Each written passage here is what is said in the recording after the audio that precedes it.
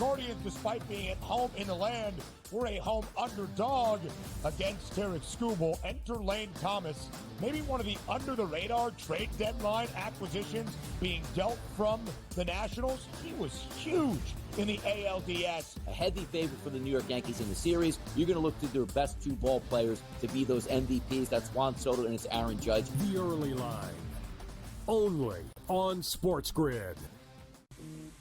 Right here with you on Pro Football Today on SportsGrid. Odds in motion, trying to see what lines have moved throughout the week. Never felt more comfortable in this set than I do for this year. I am ready. I'm just getting angry. The hot takes are going to be here all long, people. What in the world is going on in Miami, guys? It's not particularly anything to shy away from just because many people are on top of it. Hot take, hot take. I think this line is asking you once again to take the Orleans. Pro Football Today, only on SportsGrid.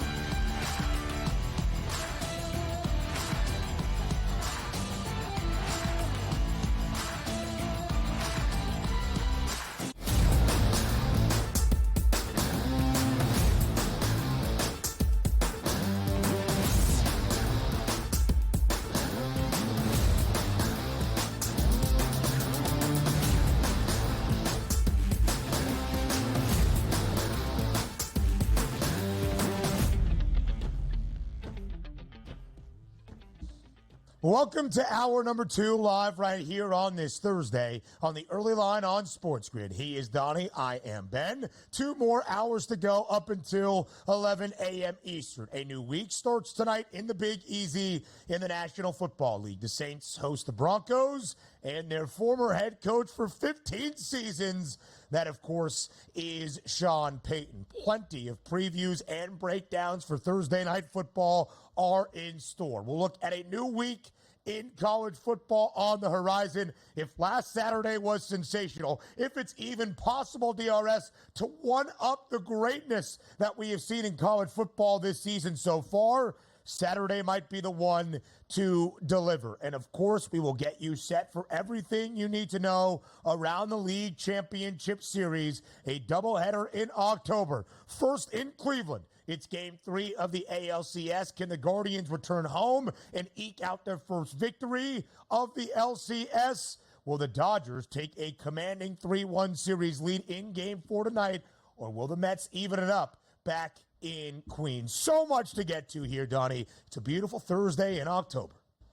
It really is, Ben. Let's take it. You want to take a victory lap with me right now? Let's Please. join hands and run around the track with our hands up here, because you know what? I feel bad for Georgia football, like Athens. Saturday night, you're playing Texas, the top team in the country. You already got a loss. Your season's over, man. Like, why even watch this football game? I like this guy. No, we're all watching this game because Georgia wins. They're going to the college football playoff. That's the way it should be. Anybody out there, once again, who said it's stupid that there's a 12-team college football playoff coming, don't you dare watch Texas and Georgia. And if you were a Georgia fan in the SEC, I don't know if I like this here, you wouldn't be needing to watch this game because your season would already be over, and it's not now. So congratulations to us. Congratulations to the people that love the expanded playoff, because you know what happens now? We watch this game Saturday night and get excited because national championship implications are on the line when they wouldn't be in previous seasons. How about that? I like this guy. I like this guy that takes victory laps in college football based on the 12-team CFP expansion. Texas is the number 1 team in the country and the national title favorites at plus 350. Georgia is the number 5 team in the country with the 3rd best price to win a championship this year at plus 490. And an underdog are the Dogs for the first time in over 3 years. Plenty to get to in college football in our second half hour of this second hour. But we start, DRS, with one of our favorite games. It's time for buy or sell here as we get ready for a new week in the NFL. We looked at these odds ever so briefly in our opening hour. Offensive Rookie of the Year. We asked, can Malik Neighbors, 3rd best price at 14-1, if he returns to the field this week for the New York Giants, get back into the race?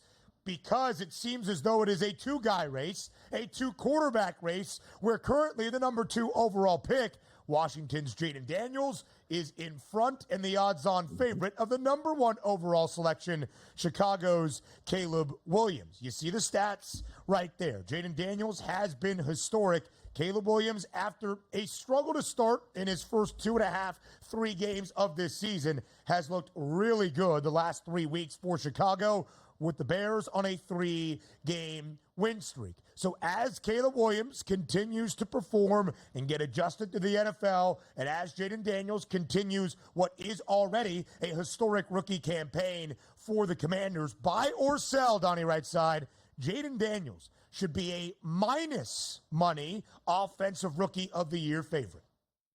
As we sit here on October 17, 2024, absolutely I'm buying this. Because if you just look at the statistics, 1,726 total yards to 1,486 total yards in the favor of Jaden Daniels. 10 total touchdowns to 9 total touchdowns, 2 interceptions to 5 interceptions. And also, sometimes we just look at singular games here. Both of these guys have 4 wins on the season. But coming into the season, the expectations for me were much, much higher in Chicago for team total wins to start the season than the Washington Commanders. I thought Chicago would be good this year because of Caleb Williams and the talent they surrounded him with. I wasn't sure what I was going to get out of a new coaching staff in Washington, a new offensive philosophy here in Washington, a new quarterback, and a lot of moving parts here. And I've been quite pleasantly surprised by the Washington Commanders. But when you look at Heisman moments, right? You need that big game in prime time in front of a national audience to say, whoa, this kid has arrived. Jaden Daniels has already had that. That Cincinnati game on Monday night where he was damn near perfect, throwing dimes all over the place and essentially turning the lights out in Cincinnati, that gives him that little pedestal moment to say, this kid absolutely has it. And it's not been just a flash in the pan like, hey, highlight here, highlight there. This kid has been sensational, making reads all over the place, being efficient with the football, making plays with his feet when he has to, and it's been great in front of the media. Things will change. There's a long way to go. But right now, Ben,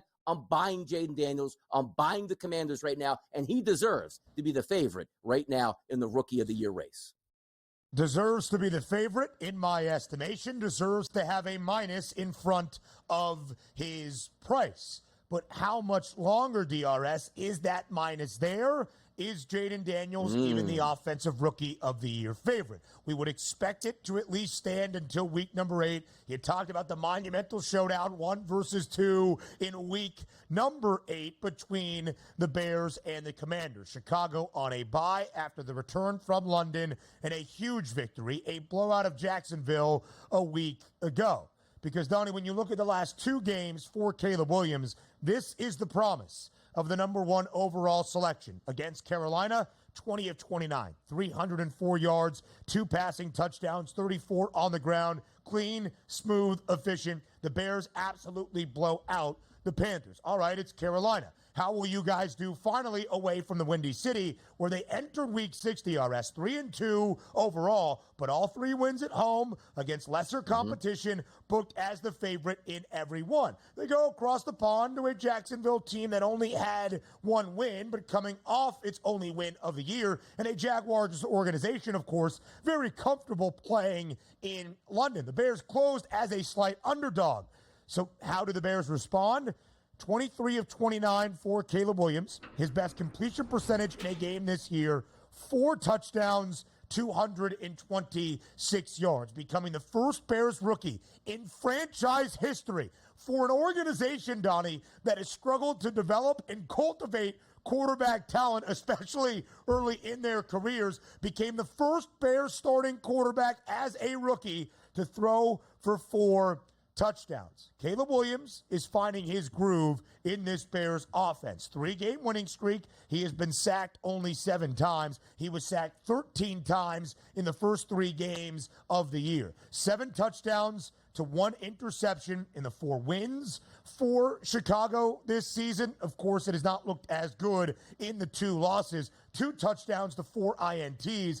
But if Caleb Williams keeps Chicago on this trend, those odds with the narrative behind are going to grow tighter and tighter in that distinction here very soon.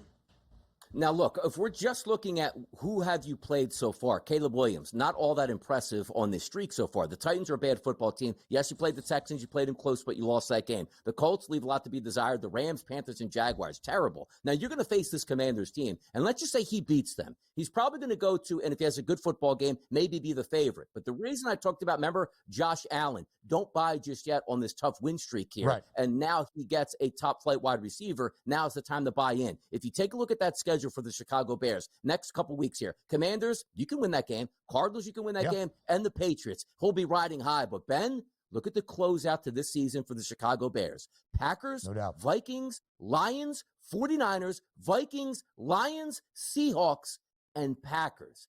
That is going to be an unbelievable gauntlet, maybe as tough as you will see in the NFL. So maybe starting to look even more towards Jaden Daniels, because that schedule, that's going to be amazing. Now, granted, it can work in your favor if he wins his majority of those football games. But if he doesn't, he's going to start to lose a little bit in that Rookie of the Year race. All 6 of the NFC North games for the Bears this year in the final 8 weeks of this regular season. I think we can both agree a quarterback, though, is going to win Offensive Rookie of the Year. More around the NFL next.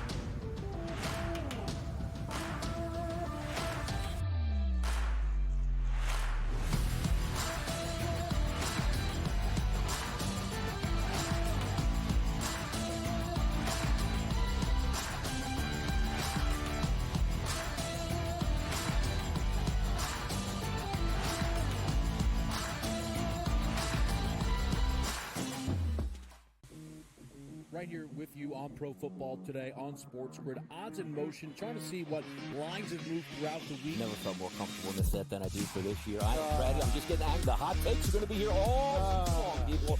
What in the world is going on in Miami, Dom? It's not particularly anything to shy away from just because many people are on top of it. Hot take, hot take. I think this line is asking you once again to take New Orleans. Pro Football Today, only on SportsGrid. I do a sliding DiVincenzo to the one.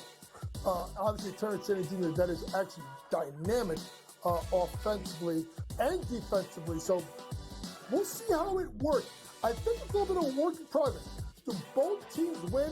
Yes. I don't think at the end of the day, Minnesota could have afforded to keep Cat, Rudy, and Ant for that amount of money. Betting above the rim, only on SportsGrid.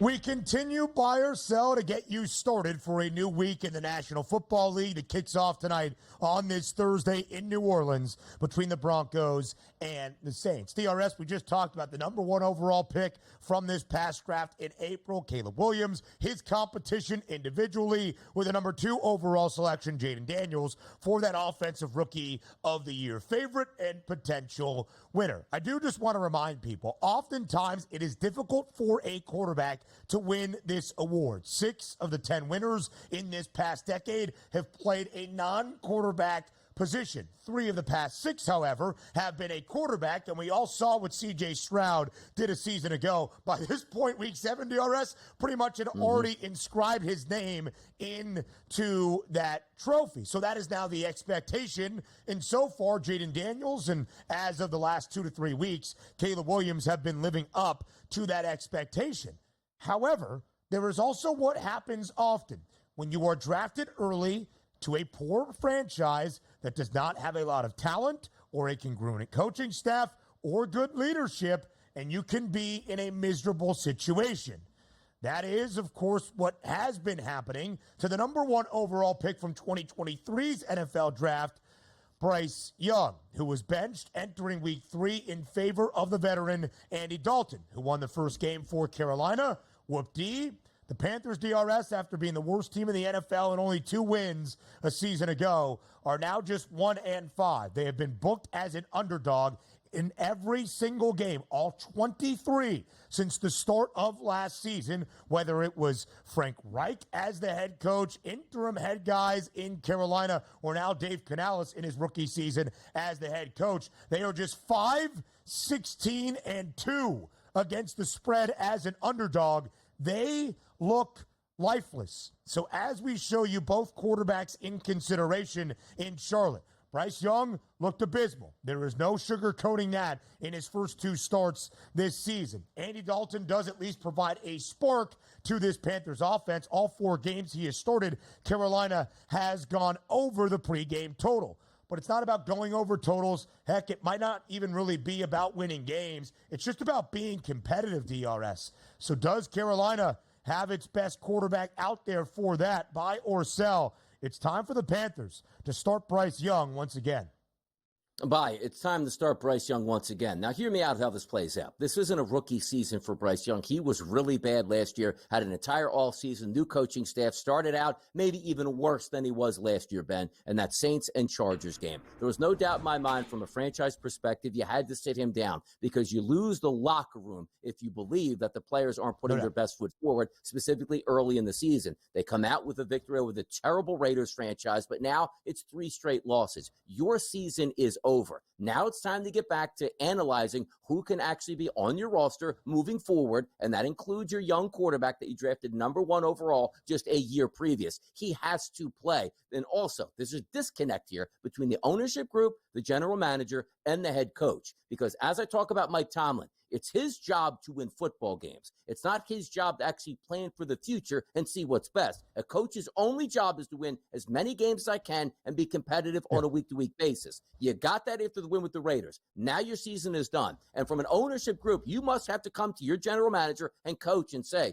your job is going to be safe. I need Bryce Young in there because if I have him in there, we can evaluate him. If he stinks the rest of the way, he's not going to be on our football team anymore. We can make decisions opposite. You're not doing the team, the city, or the franchise anything here by starting Andy Dalton. He's not your future guy. He might even win an extra game or 2 that could ruin your draft position for a chance to get another quarterback in the draft next year. So just to keep it simple, evaluation mode is now underway. Let the young kid play. If he doesn't throw a single touchdown pass the rest of the way, you obviously know exactly where you're going in the future. Andy Dalton playing does a disservice to that franchise on what they need to understand they need to do in the future, Ben.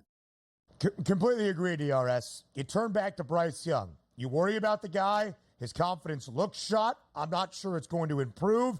If Dave Canales walks into the meeting room today and says, hey, you want to get back out there for us? Maybe we can at least keep a game within a single score. I don't know how it gets better for Bryce Young, and you do really feel bad for him. Maybe he finds a new situation like Justin Fields did, I guess, but now he's benched. I don't really know. It really does stink for a guy that I think, I do really think that hopefully there is some promise on the other side. But for Carolina, it's about figuring out if this guy even deserves to see a 3rd year within your franchise. Maybe he looks decent, but he's not your franchise quarterback. There's some trade value for Bryce Young entering 2025 in another NFL team where he can find a greener pasture on the other side of this season.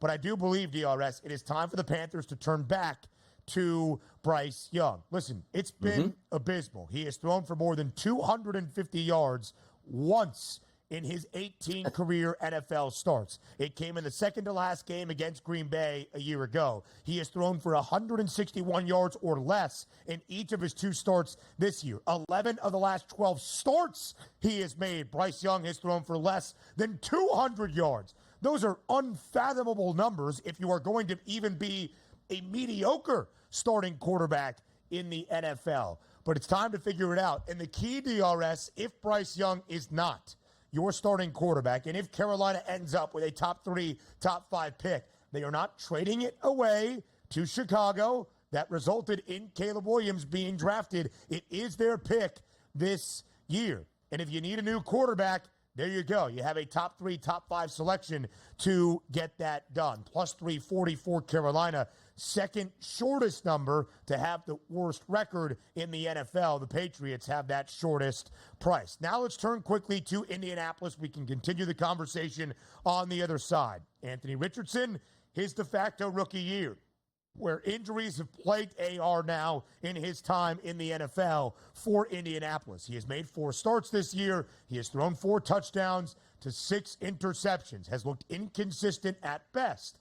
And then you turn to Joe Flacco and Shane Steichen's offense. He has looked incredibly consistent. 2 starts, 7 touchdowns to only 1 pick, a 1-1 record. Indianapolis, a win last week as a road underdog in Nashville. So, Donnie, we're going to talk about who Indy should turn to at the starting quarterback spot on the other side of the break in a Super Bowl rematch before the Super Bowl rematch in Week 7. It's all next.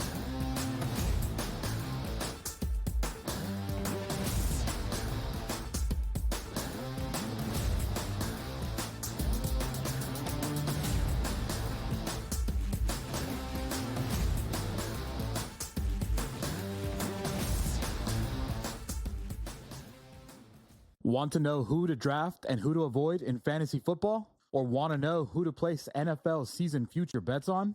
Get an insider edge from the former NFL team doctors at Sports Injury Central. The 2024 NFL preseason injury guide is the only in-depth injury report analyzing all 32 teams and over 150 players. So go to sixscore.com to get the most accurate NFL preseason injury report. That's sixscore.com.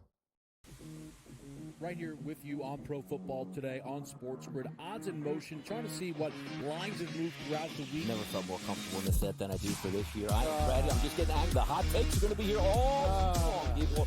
What in the world is going on in Miami, Dom? It's not particularly anything to shy away from just because many people are on top of it. Hot take, hot take. I think this line is asking you once again to take New Orleans. Pro Football Today, only on SportsGrid. Anyone that's been to a sporting event, the atmosphere before a game, I think Game Time Decisions has that same exact atmosphere. This is our arena. This is what we do. There is going to be an energy to Game Time Decisions that you will feel night in and night out. The excitement you get when you lock your bets in, when you're figuring out what you want to do, we can zone in on the biggest games each night. I want this to be the place that people come to before the games start so they feel as ready as possible to lock in their cards. We are going to hit every single one of those markets that you need to know about. We're going to go through every single thing, and I've got a great team behind me that's going to help me get the job done. There is not going to be a better place, I promise you, than Game Time Decisions to get that new information, react to it, and be able to then bet accordingly. We will have everything at our disposal, and we will use that to our advantage. I'm Kevin Walsh. Tune into Game Time Decisions from 6 to 8 p.m. Eastern.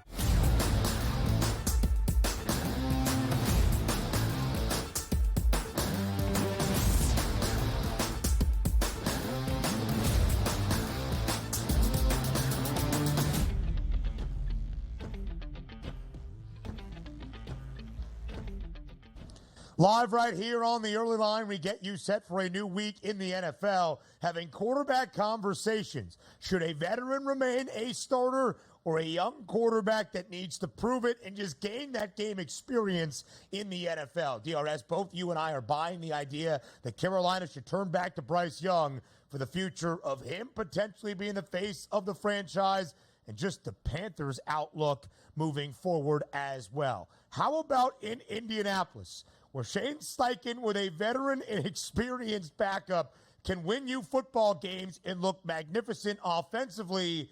Or should they turn back to Anthony Richardson, who was on the field yesterday, a full participant, on track to start this week for Indy as the Colts host the Miami Dolphins, the Fins off the bye, Indianapolis a 3-point home favorite inside Lucas Oil. Again, Anthony Richardson this year has started 4 games, 4 touchdowns to 6 interceptions. Not a good ratio. Joe Flacco in his 2 starts, 7 touchdowns to only 1 single pick, leading the Colts to their 2nd win of the year on the road this week as an underdog this past week in Nashville against the Titans. Buy or sell, DRS? The Colts should stick with Joe Flacco at quarterback. I'm selling. Wide receiver in that room, I'm buying the heck out of that because I want the guy that's going to be able to throw the football 60 yards down the field on a rope and hit me wherever I'm at, as opposed to a quarterback where I'm running routes like George Pickens on the Steelers going like, I don't even know I want to run this route with Justin Fields. He's never going to be, if I'm wide open, I'm never going to see this football. It is demoralizing for a wideout, but you have to understand the end game here. If you find out that Anthony Richardson is a really good quarterback, boy, you got it made for a couple years in the NFL. If you find that he's not that quarterback, you can quickly head back to the draft. The one thing I will say is Shane Steichen is an amazing football coach. It says a lot about a coach where if he has a real talented team and can guide him in the right direction, yeah, look, he's leader of men and you can do that. But when you have backup quarterbacks constantly, week to week, last year and this year, and you're still a competitive football team with all those injuries, that's pretty impressive. He just needs to settle on a quarterback and find out who that's going to be. He'll win with either one of them, but the upside is Joe Flacco's not the quarterback over the next couple of years that's going to take the Colts and lead them into the Super Bowl. Anthony Richardson can be that guy with an asterisk right now. I don't think he's going to be that guy because he can't stay on the field. You can't even evaluate him. He gets injured way too often for me. But I always look at, Ben, the health of the franchise is not saying, hey, fans, we're going to win an extra 3 games with Joe Flacco, get bounced quickly in the playoffs. The future is we drafted a quarterback high. We think he can be something. We owe it to him to get him on the field as soon as possible and get to evaluate him. Because let's just say Benny plays 2 more games and leaves with a fractured shoulder and is out the rest of the way. Now you're looking for a quarterback because it's not Anthony Richardson's fault. Some guys are just injury prone and get injured. He's a giant at quarterback, but his physicality makes him so intriguing. But that physicality gets him in trouble way too many times with injuries here. I do think you have to play him if he is available and healthy. I don't know if it equates to more victories, but the evaluation process must be completed by the end of this year before you start getting into those extra years. We got to pick up the, 4th and 5th year. You might have to franchise tag him. You got to start that process sooner than later, Ben. Yeah, completely agree, DRS. AR started only 4 games last year, completing just 2. And a lot of the issues for Anthony Richardson that were a problem in college that were supposed to turn around in the NFL, not often how it works, inefficiencies and incompletions have been on display here to start off 2024. He's got to be your guy. I understand. It should have all happened last year had he not had the season-ending shoulder injury, but he's got to be your guy to figure out what you have at the quarterback spot. So I am selling the idea that Joe Flacco should remain the starting quarterback despite the success that Flacco has had magnificently either in Cleveland a year ago or this year so far with Indianapolis. DRS Week 7, Super Bowl 58 rematch in Santa Clara between the 49ers and the Chiefs. As it stands right now, both KC and San Francisco favored to win their conferences. Both have the 2 shortest prices to win Super Bowl 59. KC, though, shorter in both. 5-1 to win the Lombardi this year, their 3rd consecutive. 7-1 for San Francisco. KC fresh off a bye, a perfect 5-0. San Francisco just 3-3. Buy or sell, the 49ers and Chiefs will play in the Super Bowl again this season. Yeah, let's sell, and let's sell again where neither one of these football teams, Ben, actually makes it to the Super Bowl because they're not the best teams in either one of the divisions. Give me the Lions rising up and getting to the Super Bowl, and give me the Bills and or the Ravens making the Super Bowl out of the AFC. Sell it across the board, baby. Yeah, I sell it. The Chiefs have a better shot. Don't believe in the 49ers as of right now, but no back-to-back Super Bowl champ, which KC is. We've seen that 8 previous times in NFL history, has even reached a 3rd consecutive Super Bowl. The 49ers a slight favorite for the Super Bowl rematch in Santa Clara on Sunday. Thursday Night Football next.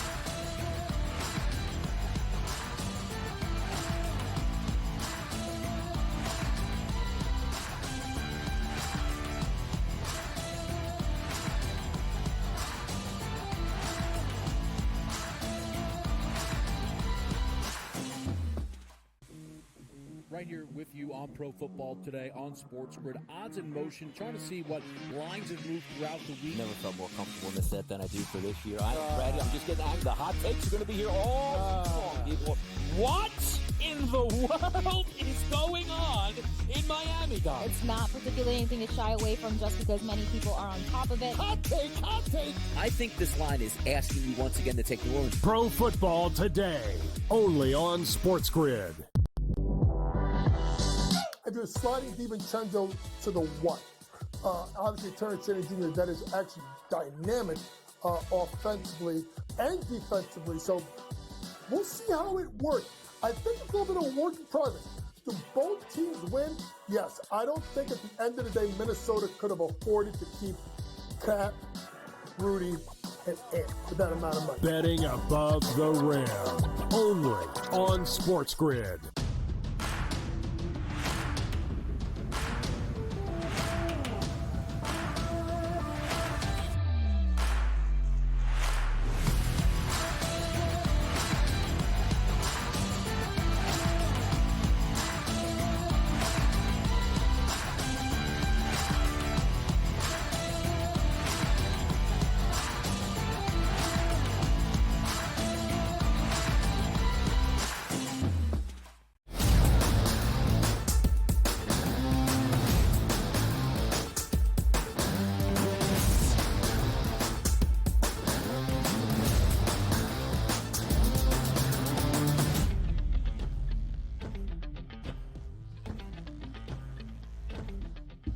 I lied right before the commercial break. My apologies. We will get to Thursday Night Football in just a little bit. But beautiful producing by our guy, Joe Frizo, to know that Thursday Night Football lacks a little bit of juice. We'll build the hype and excitement for it into hour number 3 because Week 8 of this 2024 college football season and this Saturday slate, somehow, some way, if even possible, could be just the best single Saturday of this year. An incredibly significant Saturday, especially in the SEC. It is 1 versus 5. Number 1, Texas. Number 5, Georgia. Under the lights in Austin on Saturday night. The Longhorns playing host to the Bulldogs. The first time Texas has hosted a top 5 opponent, DRS, in nearly 20 years since 2006. When the line opened for this game in the summer months, Texas was a slight, and I mean very slight, home favorite in this potential matchup. Game of the Year 3 billing is certainly justified against UGA. The line, as it opened early this week for Week 8, 3.5. It is being added on for Steve Sarkisian's Longhorns. Texas, a 4.5-point home favorite. DRS, the last time that Georgia was booked as an underdog, way back at the start of the 2021 season, and another top 5 tilt to begin against Clemson. UGA won that game outright 10-3. We have not seen the Dogs as a dog in a very long time. Do you agree with a 4.5-point spread in favor of UT? I do, and the line actually opened up at 2.5 and is now, up to that 4.5 and even 5 ranges of some outlets out there. I don't think it's going to continue to get much higher than that because there will be a buyback on Georgia. They're a pretty good football team. But when I'm looking at Texas, you watched that game against OU last week, 34-3 final. If Quinn Ewers was the Quinn Ewers that started the season not injured, that game might have been 54-3, and it would have been over much quicker because there were a lot of throws to be made in the first quarter and first half that he did not make. But if you're looking for Texas, usually it's like, hey, Sarkisian's offense is completely rolling. They're fantastic on offense. But look at the defense, starting with the Michigan game, 12 points, UTSA, 7 points, ULM, 3 points, Mississippi State, who is a SEC team, 13 points, OU, 3 points here. So as much as I want to focus on the offense for Texas, that defense was absolutely sensational. Now, we understand Georgia is a quite good defensive football team as well. Fell asleep a little bit in the first half against Alabama, but the rest of their games, lower scoring as well. For me, I think Texas is better. If I think they are better, they'll be able to cover the 4.5. But that 56.5, I understand how good these offenses can be. I'm looking towards the under on that total. I am. 2 really good defenses in a high-stakes environment game. I lean towards the under. I don't know if we get 60 points in this one. Texas's defense, DRS, leads the nation in terms of opponent yardage output and in terms of opponent point total. They are the only team allowing less than a touchdown per game on average. It's 6.8. But the Longhorns have not really seen an offense just yet like Georgia, where Carson Beck has thrown for more than 430 yards in 2 of the last 3 against Alabama. A lot of it in the second half after 3 interceptions. He ended up with 430-plus yards and 3 touchdowns, more than 450 last week at home against Mississippi State. Donnie, there were some questions about Georgia as they started their back-to-back title run in 2021 and 2022. Last year with a very easy schedule as well in 2023, and their inability, perhaps, for Kirby Smart's Dogs to cover games in non-conference. But in SEC play, they were lights out, 16-12 against the spread in conference action from 2021 to 2023. They have not covered so far in 4 tries, 0-4 against the spread for Georgia so far this year in SEC action. It has not been a great recipe for the Dogs just yet. Texas, meanwhile, a favorite in every game this year. They are 5-1 against the number. A huge spot for Quinn Ewers, who threw for less than 200 last week. A quarterback matchup, DRS, as you look at the NFL draft odds for this upcoming April between the 2 guys that are co-favorites right now to be that number 1 overall pick. Beck at 6-1, Ewers at 6-1 as well. And to your point, as we continue the victory lap, this game has a magnitude and an atmosphere that we have not seen in Austin in nearly 2 decades, because we have 2 teams still very much in the hunt for a college football playoff spot, an SEC championship, and even more than that, a national title as well. Texas is the favorite in its debut year in the Southeastern Conference to win the SEC at plus 115. But beyond that, DRS, look at the CFP prices. Both hefty minus money favorites to see the playoff. Texas enters this monumental matchup in Austin as the national championship favorites at plus 350. Georgia, third best price, about $1.50 behind at plus 490. This will be one of those games where you say, okay, Georgia went to Alabama, had the lead late, lost that game, even having a massive comeback. Okay, they got 1 loss. They can still get into the national championship picture if they win their way out. This is really going to test the boundaries of, can a 2-loss team actually get in? Because that Georgia game, that wasn't in Georgia. That's in Alabama. That's a tough place to play against a top-ranked opponent. Now you're going to go into Texas against the number 1 team. Well, let's just say, Ben, it's a fantastic game all the way through.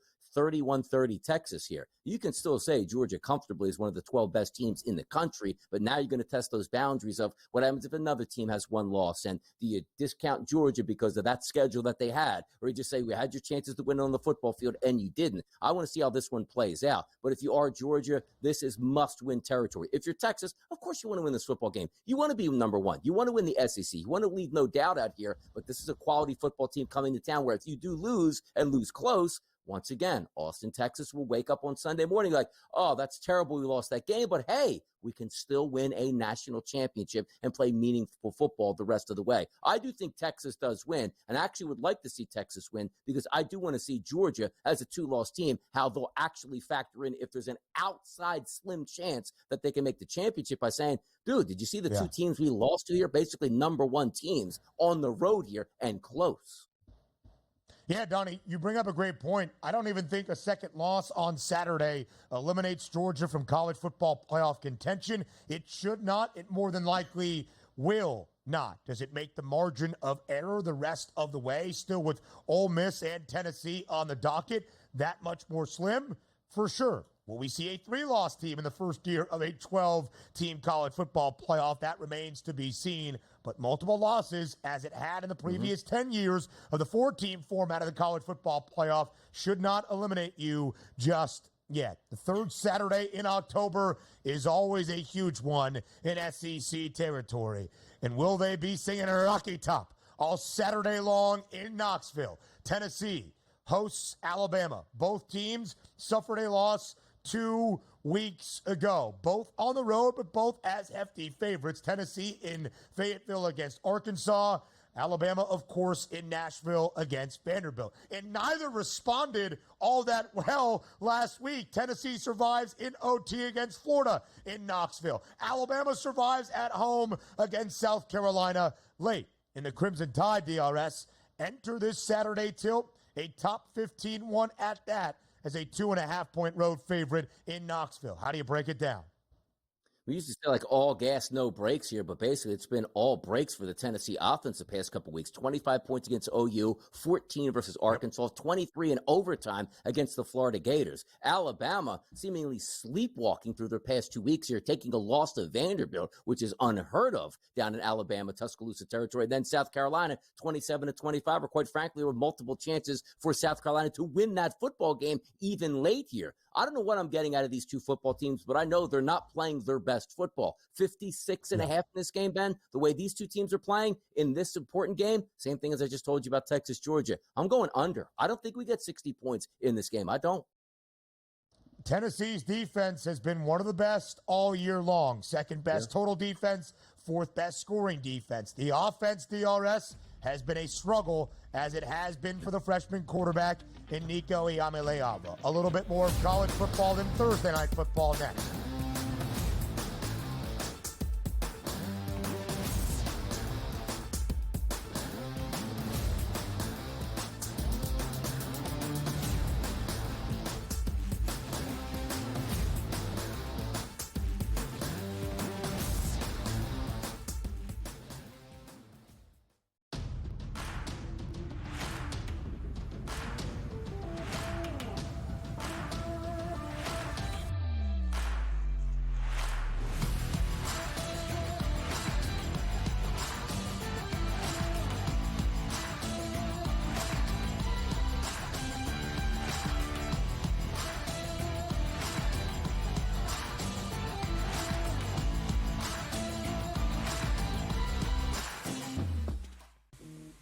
Right here with you on Pro Football Today on SportsGrid. Odds in motion, trying to see what lines have moved throughout the week. Never felt more comfortable in the set than I do for this year. I am ready. I'm just getting angry. The hot takes are going to be here all long, people.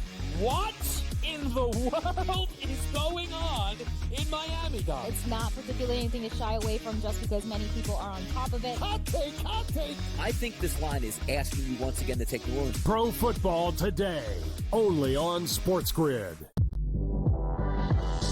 I do sliding DiVincenzo to the what? Obviously, Terrence Jr., that is actually dynamic offensively and defensively. So we'll see how it works. I think it's a little bit of a work in progress. Do both teams win? Yes. I don't think at the end of the day, Minnesota could have afforded to keep Cat, Rudy, and Ant for that amount of money. Betting above the rim, only on SportsGrid.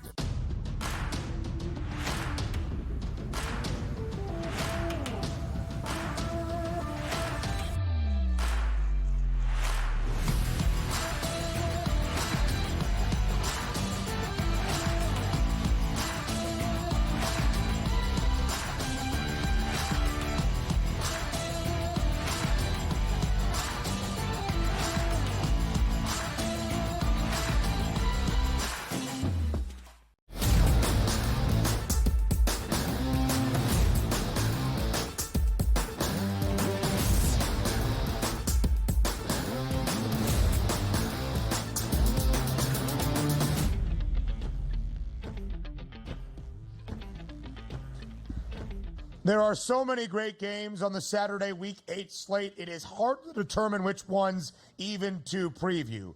But we could not leave this one out for our very own Miami backer. That is Donnie Rightside. The Canes on the road in Louisville, Kentucky, in the noon Eastern window on Saturday. Miami off a bye and a perfect 6-0 start. Just a 4.5-point favorite against the Cards on Saturday. 61.5 is the total. DRS expected to be close. Just how close do you expect it to be? I think it is going to be close here. I still would take Miami with the minus 4.5 points, but I feel more comfortable with that 61.5. I've been going under on the previous two breakdowns. I think this one does go over. Miami rested and ready for this one. We know that offense is going to put up a lot of points, but also we know this defense is capable of giving up a lot of points. 38 points to Cal, 34 points to Virginia Tech, which if they didn't overturn that final play, they would give up 40 points to Virginia Tech. So I think both of these football teams will move the football. If you're looking at, prop bets for Cam Ward, absolutely. He's still going to be in the Heisman race after this game. I think they win. I think this game goes over the total. But if you're saying confidence meter, I'd rather go over 61.5 than lay the 4.5.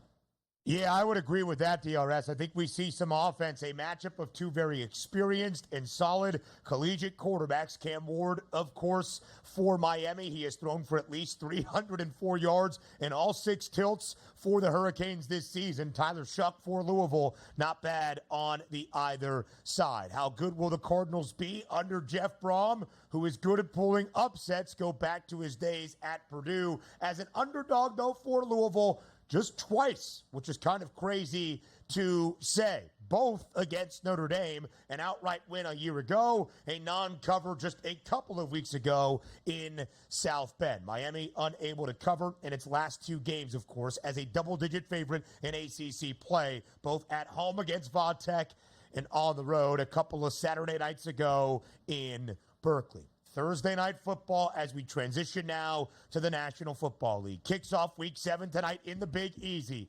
A storyline game for a game on paper that does not look all that appealing. We are kind of reaching the middle part of this season where short week Thursday night football games lack a little bit of luster. They know how to do it, DRS. Those schedule makers, of course, in the NFL. The first 5 divisional duels, significant matchups that have an important implication even outside of a short week game. This one, from a narrative perspective, as we will break down, certainly does. But in terms of the matchup, Denver, a 2.5-point road favorite in NOLA against the Saints. Total is minimal at 36.5. Donnie, we'll break down the matchup in just a second. But here is why this game has a little bit of added juice. That would be Sean Payton making his return now in his second year at the helm in Denver to his former home in New Orleans. Sean Payton spent 15 years as the Saints head coach from the 2006 season through 2021. Of course, he was suspended for the entirety of 2012. Won a Super Bowl with the Saints back in 2009. In those 15 years as the active head coach, led the Saints to double-digit wins 9 times. He is the winningest head coach in the history of the Saints. He is the longest tenured head coach in the history of this New Orleans franchise that dates back to 1967. What will the reception be for Sean Payton back in the Big Easy tonight? Well, they probably give him a nice cheer to start the game, and then once that game starts here, you're going to boo him all the way through because you're always going to be rooting for your hometown team. But from a perspective for me, I don't really think the fans like, hey, Sean Payton's coming home. It's going to be interesting to see. But Sean Payton going home knowing that he wants to beat the franchise that he was with for so long and also a meaningful win, which would really help the Denver Broncos out. I think it means a lot more from that side of it. So fans coming home, because I remember also, Philadelphia Eagles fans, Andy Reid coming home was like, yeah, we want to see Big Red and all that stuff and all the years of joy that he gave us, never able to get us over the hump. Different with Sean Payton because he was able to win a Super Bowl. He'll get cheered there. Same thing when Doug Peterson came back to Philadelphia when the Jacksonville Jaguars were in town. Got a standing ovation before the game, brought him a Super Bowl. But once that game starts, you hope that he gets embarrassed and you win your game 35-0 at that point. But the homecoming perspective, I think, means a lot for Payton as opposed to the fans and the Saints themselves. It certainly does, right? There's not bad blood. It was Sean Payton that walked away from coaching. He was a broadcaster for a year and then went to Denver. In fact, for the Broncos, even to hire Sean Payton as their head coach, they had to trade with New Orleans and give the Saints draft assets because Payton still was under contract with the Saints, having retired, not having been fired or ending his contract out in the terms of it. So that will add a magnitude to this game. Now, as we see, Denver is a 2.5-point road favorite. Short week Thursday night football matchup of 2 rookie quarterbacks. Bo Nix for Denver. Spencer Rattler in his second career game for New Orleans, and a minimal number at 36.5. Do you add the Sean Payton homecoming to your handicap at all? Not necessarily, but I do think he's the better coach than Dennis Allen. I do think he has a better football team than the New Orleans Saints. So that's more of the handicap for me. But there is added incentive in this game because, sometimes we're the locker room itself. You understand big events here. When a football player is returning to play his previous team, the quarterback's always going to want to take care of him and say, you know what? I know what this means to you. I'm not going to force you the football, but if you're there, I'm going to make sure you get it here. Same thing with Sean Payton. The last thing he wants is to go on a Thursday night football game with all the hype of him returning back and the Saints come away with the victory 24-13. That would be embarrassing for him, and his teammates know that, and so does the organization. So I'm not saying they're going to try harder just because of that, because they're professionals. They're trying hard every game, but it is a little bit of that edge where you know how big of a game, and before the season started, hey, we're playing the Saints this year. Where do we have them? Oh, this one's going to be on the road. You know that he circled the calendar going like, this is going to be an emotional week. It's going to be a short week here. We better make sure that we're buttoned up for this one. 36.5 the total DRS. This will be the 5th game in 7 for Denver this year with a pregame total sub 40. New Orleans, who went under in 11 of 17 games a season ago, is now over in 4 of 6. This is the first time the Saints have seen a pregame over-under that is less than 40 total points. Just how much offense do we get in this short week Thursday night football game without a ton of key contributors offensively on either side? Yeah, this is going to be a tough one to try to gauge because it's one of those, if you outthink yourself and the game is up 17-10, like that's exactly what it was supposed to do. But these young quarterbacks, they let them rip all season long, both Knicks and also in that singular start here from Spencer Rattler. The good thing about them, they're both athletic too. They can make plays with their feet, and also they can make big plays in the passing game, but big plays in the passing game that lead to turnovers. That might be good for the over. We look at the rookie quarterback matchup up next.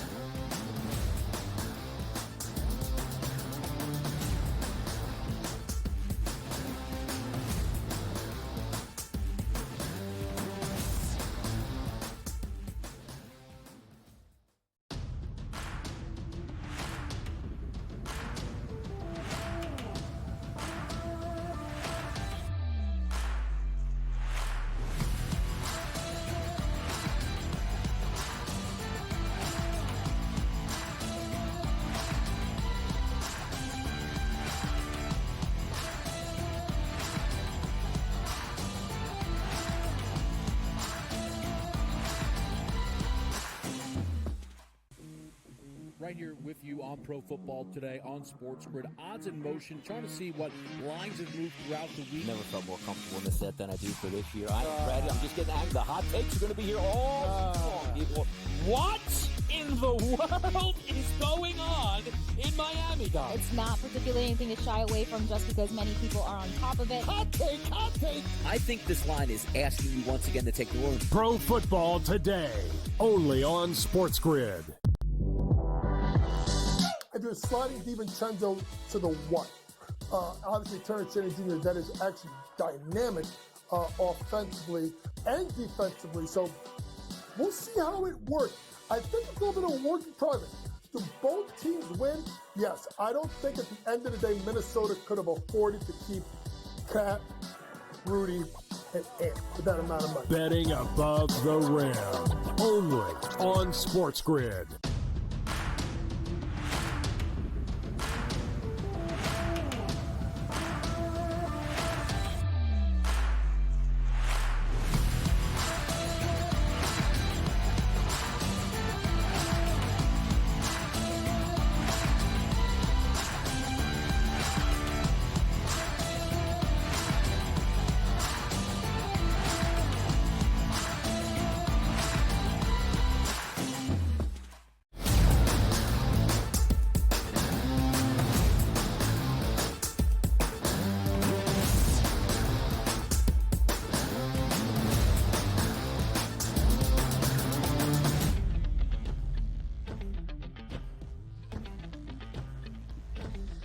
Thursday night football starts week number 7 in New Orleans. Bo Nix makes his 7th career NFL start in his rookie campaign. He was the 12th overall pick.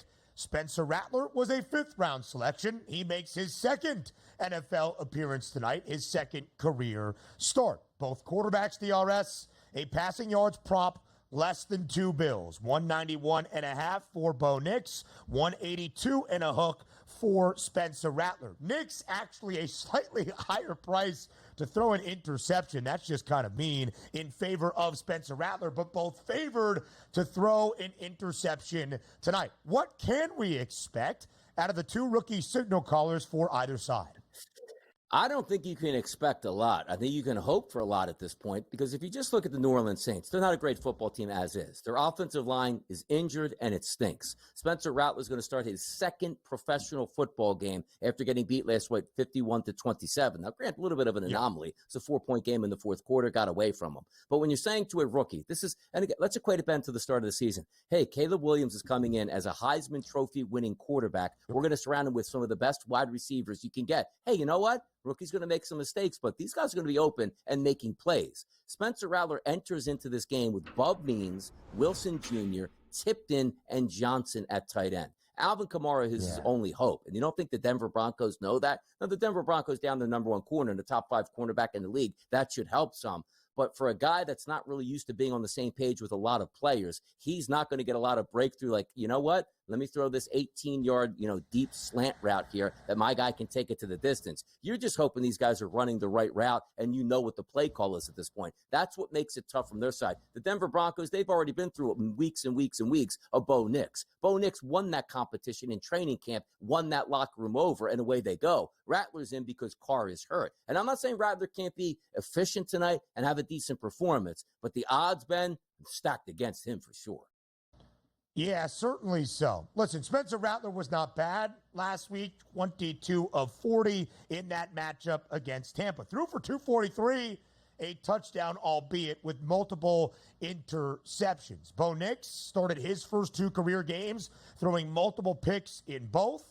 Denver went on a 3-game win streak, did not throw an interception, did throw a pick last week with 2 touchdowns, but a pick last week in a lopsided game that doesn't look all that lopsided against the Chargers. But Bo Nix, DRS, in 6 starts, has thrown for more than 200 in 4 of those. He did throw for 60 in a win against the New York Jets. That loss is going to, I think, haunt the Jets all year, but that's a different story for a different day. My bet on Bo Nix was over his season-long prop before the year got started, 28.50 and a hook. The guy is averaging just a tick above $180 per game, and he's still on pace to break through 3,000. So I'm good there. Donnie, I do agree with your sentiment in tonight's game that Spencer Rattler is going to have a long leash just because there's not all that much offensively. But Denver is the 4th best total defense and the 4th best scoring defense in the NFL. And yes, without Patrick Surtain II, that is going to take a hit. But Riley Moss on the other side has been sensational for Denver. Hey, you like Cooper DeJean, keep an eye on Riley Moss tonight, DRS, for the Broncos. I do think Spencer Rattler will be able to air the football out, which goes into our next point, Donnie. Javonte Williams for Denver and Alvin Kamara, who, of course, has been really good this year for New Orleans. Yeah, I don't think we're going to open up the passing games, let's just say in the first and second quarter. And quite frankly, I don't think either one of these teams has the ability to run away from the other team. So those 2 running backs will certainly be in play for most of the night. The one thing I do like about this is rookie quarterbacks in pressure situations. Sometimes they make 1 read, sometimes they get to their second. Very rarely they scan in the entire field for their 3rd and 4th reads on the backside, which you take a look at the FanDuel Sportsbook, the rushing props tonight, not for the running backs, but for the quarterbacks. 2 athletic guys. Bo Nix, 26.5, Spencer Rattler, 20.5. I think both of them get over that number, and specifically like to see it if it is a lower scoring game where both of these football teams are close together and nobody gets a double-digit lead. The quarterbacks will make plays with their feet if they're not trusting their arm or what they see, and these guys aren't pocket statues. They got some athletic ability. They should be able to run in this game. Yeah, Alvin Kamara, 7 total touchdowns this year, DRS, did score last week in Rattler's debut, but only 18 touches for just 64 scrimmage yards. Probably has to be better. And we do need to show this graphic here. Take a look at who is going to be on the receiving end of any potential completions tonight. For Denver, we know some of those names: Cortland Sutton, Devon Vele, even Troy Franklin, Nix's former teammate in Oregon. Bub Means has the highest receiving yards prop for New Orleans. We'll continue to break it down when Hour 3 starts next.